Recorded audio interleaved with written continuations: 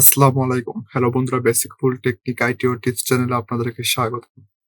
আজ এই ভিডিওটির মধ্যে দেখব কিভাবে আমরা মাইক্রোসফট ওয়ার্ডে আমরা একটি গণিত খাতা পেজ তৈরি করতে পারি। সম্পূর্ণ ভিডিওটির মধ্যে দেখব কিভাবে আমরা মাইক্রোসফট ওয়ার্ড দিয়ে আমরা গণিত খাতার একটি পেজ তৈরি করতে পারি। প্রথমে মাইক্রোসফট ওয়ার্ড ওপেন করতে হবে। মাইক্রোসফট ওয়ার্ড ওপেন করার পর এমন একটা ইন্টারফেস শো হবে। যে পেজটা আছে, আমরা পেজটা এখান থেকে আমরা সাইজটা আমরা নিতে পারি।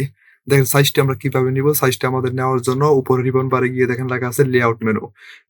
লেআউট মেনুতে আমাদেরকে ক্লিক করতে হবে। ক্লিক করার পর দেখেন এখানে লেখা আছে পেজ সেটআপ। পেজ সেটআপের উপরে দেখেন লেখা আছে সাইজ। সাইজের উপরে ক্লিক করার পর দেখেন আমাদের এখানে অনেকগুলা সাইজ চলে আসছে। আমরা এখান থেকে যেকোনো একটা সাইজ নিয়ে আমরা এখানে কাজ করতে পারি।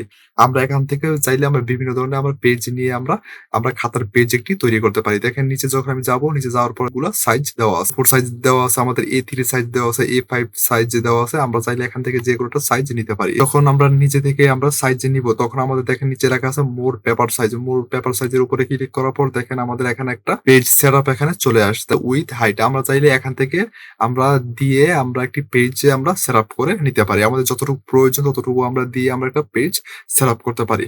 যখন আমাদের এখানে উইথ আমরা হাইট আমরা নিজ ইচ্ছে অনুযায়ী দিব, দেওয়ার পর ওকেতে ক্লিক করার পর পেজটা আমাদের সেটআপ হয়ে গেছে। করছি না, এখন আমি এখানে ক্যান্সেল দিয়ে দিব। দেওয়ার জন্য আমি ক্যান্সেল উপরে আমি ক্লিক করব। চলে গেছে। এখন আমি একটা A4 সাইজের পেপার নিব। একইভাবে আমাদেরকে সাইজে ক্লিক করতে হবে। সাইজে ক্লিক করার পর আমি এখান থেকে A4 সাইজটা আমি এখানে নিয়ে নিব। তার জন্য আমি এখানে ক্লিক করব। ক্লিক করার পর আমাদের এই পেজটা A4 সাইজের হয়ে গেছে। পেজটা আছে, সেই পেজটা আমরা একটু জুম করে নিয়ে আমরা কাজ করতে পারবো। আবার আমরা জুম আউট করে আমরা কাজ করতে পারবো। তার জন্য আমরা কি করবো, ডান দিকে দেখেন সর্বশেষ নিচে দেখেন এখানে জুমের আমাদের একটা অপশন দেওয়া আছে। আমরা চাইলে এখান থেকে আমরা জুমটা আমরা বাড়িয়ে নিতে পারি, আবার জুমটা আমরা একটু কমিয়ে নিতে পারি। আপনাদের সুবিধা অনুযায়ী আপনারা আউট করে অথবা জুম বাড়িয়ে পেজটা আপনারা তৈরি করতে পারবেন। আমি জুমটা আমি একটু হালকা একটু আমি বড় করে নিব।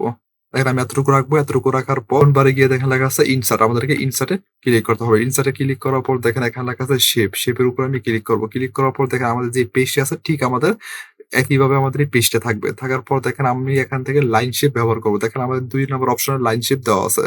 আমরা এখান থেকে ফার্স্ট যে অপশনটা আছে লাইন আমরা ব্যবহার করব। তার জন্য আমাদেরকে এখানে ক্লিক করতে হবে। ক্লিক করার পর দেখেন আমাদের মাউসের যে আইকনটা সেটা আমাদের প্লাস আইকনের মতো চলে আসছে। প্লাস আইকনটা চলে আসছে। এখন আমরা এই লাইন শেপের যেখান থেকে আমরা মাউস দিয়ে চেপে আমরা নিব, সেখান থেকে আমরা এটা ব্যবহার করতে পারবো। এখন দেখেন আমি এখান থেকে আমি মাউস দিয়ে আমি নিচের দিকে নিব। তারপর আমি মাউসটা ছেড়ে দিব। ছেড়ে দেওয়ার পর দেখেন উপরে দেখেন একটা বৃত্ত চলে আসছে। বৃত্তটা যখন উপরে যখন আমি মাউসটা ক্লিক করার পর উপরে আমি আমি আবার নিচে যখন বৃত্তটা আসবে উপরে যখন আমি ক্লিক করবো, ক্লিক করার পর আমি নিচে নিলে দেখেন আমাদের এটা হয়ে গেছে।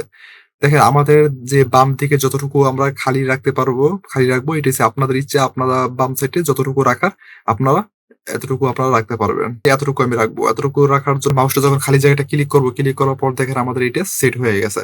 এখন আমি তার ঠিক একইভাবে আমি আরেকটি লাইন শেপ ব্যবহার করব। তার জন্য আমাদেরকে ইনসার্টে যেতে হবে। ইনসার্টে যাওয়ার পর এখানে শেপে ক্লিক করতে হবে। শেপে ক্লিক করার পর এখানে লাইন শেপ দেওয়া আছে। লাইন শেপে ফার্স্ট যে অপশনটা আছে আমি এখানে ক্লিক করব। ক্লিক করার পর আমি ঠিক একইভাবে আমি আবার একটা লাইন শেপ নেব। মাউস দিয়ে আমি ক্লিক করে এটা আমি এখানে নিয়ে আসবো। আপনারা ইচ্ছে অনুযায়ী আপনার যতটুকু দরকার ততটুকু আপনারা এখানে রাখতে পারেন। আমি এখন খালি জায়গাটা ক্লিক করার পর দেখেন আমাদের এটা সেট হয়ে গেছে।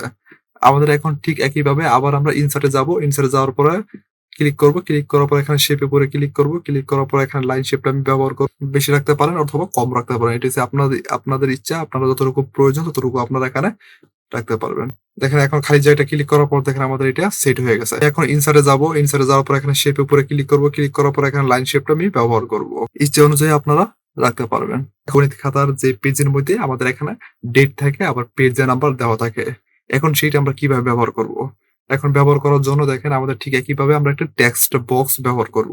আমরা কিভাবে আমরা কোথায় গেলে টেক্সট বক্সটা আমরা পাবো, আমরা কিভাবে ব্যবহার করব সেটা আমরা এখন দেখবো। তার জন্য আমাদেরকে ইনসার্টে যেতে হবে। ইনসার্টে ক্লিক করার পর এখানে শেপের উপর আমাদেরকে ক্লিক করতে হবে। ক্লিক করার পর দেখেন এখানে বেসিক শেপ দেওয়া আছে 3 নম্বর অপশনে।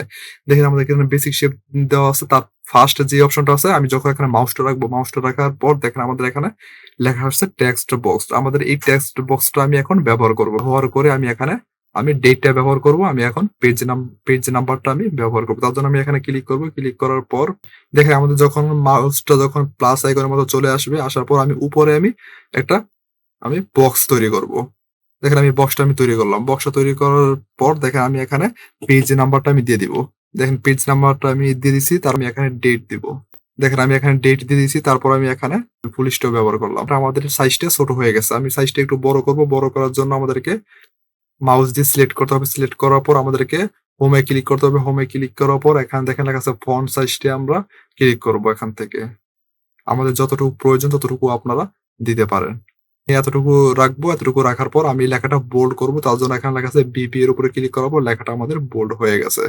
এখন চাইলে আমরা ইতালিক করতে পারি। ইতালিকের উপরে ক্লিক করার পর দেখেন আমরা চাইলে আমরা ইতালিক করতে পারি। আমি এখন এক জায়গা থেকে আমি আরেক জায়গায় নিয়ে আমি আমাদের ইচ্ছা অনুযায়ী আমরা বসাতে পারবো। তার জন্য ধরে আমরা এখানে থেকে আমরা এখানে নিয়ে আসবো। খালি জায়গাটা ক্লিক করার পর পেজ নাম্বারটা এবং ডেটটা এখানে চলে আসছে। ছিল সেই বক্সটার আমাদের আউটলাইনটা এখানে রয়েছে।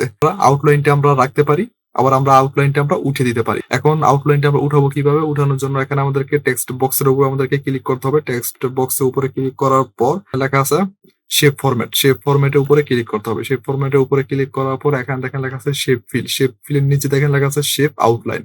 আমাদেরকে এখানে ক্লিক করতে হবে। এখানে ক্লিক করার পর এখানে দেখেন নিচে দেখেন লেখা আছে নো আউটলাইন। নো আউটলাইনের উপরে ক্লিক করার পর থেকে যে আউটলাইনটা আছিল সেটা আমাদের এখান থেকে চলে গেছে। এখন আমি খালি জায়গাটা ক্লিক করব। খালি জায়গাটা ক্লিক করার পর দেখেন আমাদের আউটলাইনটা এখান থেকে চলে গেছে। আউটলাইন দিয়ে আমরা রাখতে পারি, আবার আমরা আউটলাইনটা উঠিয়ে আমরা এখানে পেজ নাম্বারটা এবং ডেটটা আমরা রাখতে পারি। এখন দেখেন আমাদের যে পেজ নাম্বারটা, ডেট নাম্বারটা এখন আমি চাচ্ছি আমি এখানে রাখবো না, আমি অন্য কোথাও রাখবো। অথবা আমি তার থেকে একটু উপরে, তার থেকে একটু নিচে, অথবা তার থেকে আমি একটু ডানে রাখবো।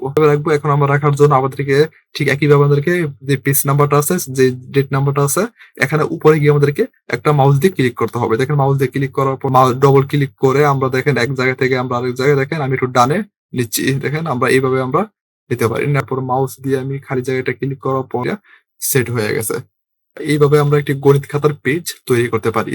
দেখেন আমাদের সহজে একটি গণিত খাতার পেজ তৈরি হয়ে গেছে। আমরা আমরা অনেকগুলা গণিত খাতার পেজ তৈরি করে সেগুলো আমরা প্রিন্ট আকারে আমরা ব্যবহার করতে পারি। আজকের ভিডিওটি এতটুকু পর্যন্ত।